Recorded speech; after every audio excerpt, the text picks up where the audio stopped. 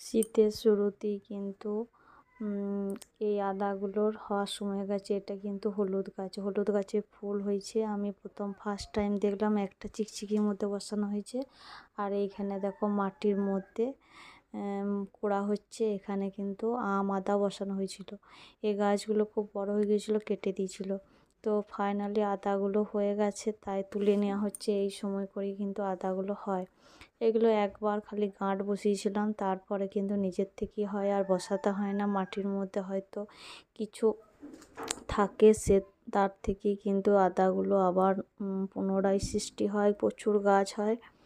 তো দেখো আদাগুলো এরপর তোলা হচ্ছে, আর অনেকটা চাপ দিয়ে কষ্ট করেই কিন্তু মাটিটা খুঁড়ে তুলছে, কারণ এখানে এঁটেল মাটি, তার জন্য মাটিটা একটু শক্ত, তার জন্য একটু বেশি কষ্ট করতে হচ্ছে। এই মাটিটা যদি বেলে বা দোআঁশ মাটি হতো তাহলে কিন্তু আরোই ফলনটা ভালো হতো। তো দেখো এই আদাটা একদম আম গাছের শিকড়ের কাছে চলে এসছে, যার জন্য একটু কষ্ট করেই ভালো করে তুলতে হচ্ছে।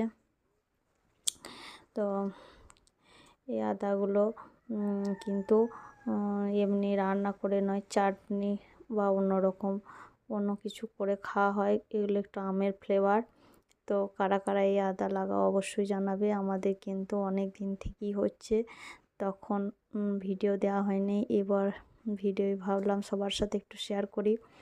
তো কারা কীভাবে এই আদা ব্যবহার করো অবশ্যই আমাকে কমেন্টে জানাবে। আমরা কিন্তু বিলাতির চাটনিতেই কেবলমাত্র ব্যবহার করি, আর ডালেও দেওয়া হয়।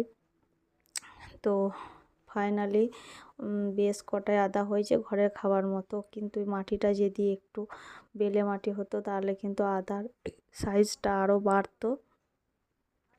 তো দেখো যে খুব বেশি আদা হয়েছে তাও নয়, মোটামুটি হয়েছে।